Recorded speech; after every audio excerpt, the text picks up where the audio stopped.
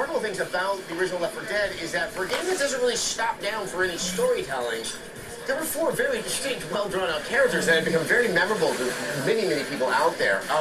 What is your process of, fleshing them out with what really are sort of these intermittent snippets of just, dialogue?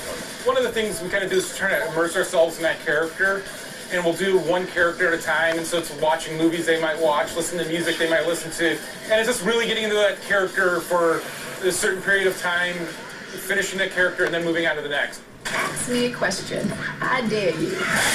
What happens if you finally have to do like an Upper East Side 50-year-old woman who really is into Barbara Streisand? That'd be a bad day. Yeah, I want to be at your house on that special day. Now, the decision to not kind of go for the more obvious choice of, ooh, it's spooky, it's nighttime, and you guys have been showing things that are taking place during the day. Was that something that presented a challenge for you guys, or was that just kind of an obvious choice? Well, to be clear, there still is a lot of dark. Okay. We haven't gotten rid of the dark. There's still a bunch of campaigns that are all in the dark, and there's campaigns that actually change while you play them. But one of the things we wanted to do was give that variety. So some maps are brighter, you give you that little relief. It's not as continuous on your senses of what you're experiencing.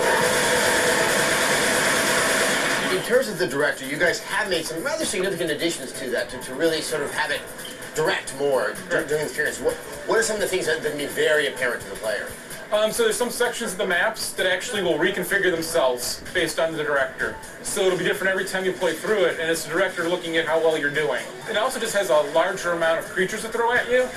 So if you're holding up in the corner or something, as spitter comes, it's going to flush you out of there.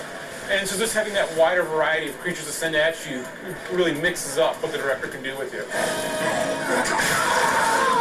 So, obviously, the best way that people will be able to see this is to play the game itself. And when is it coming out?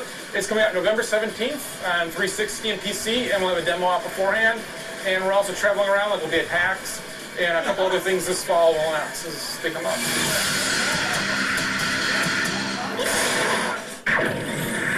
It seems setting up a news desk solely devoted to metal has finally paid off today because we have got some news worthy of the horn. All right, Double Fine and EA have revealed the soundtrack for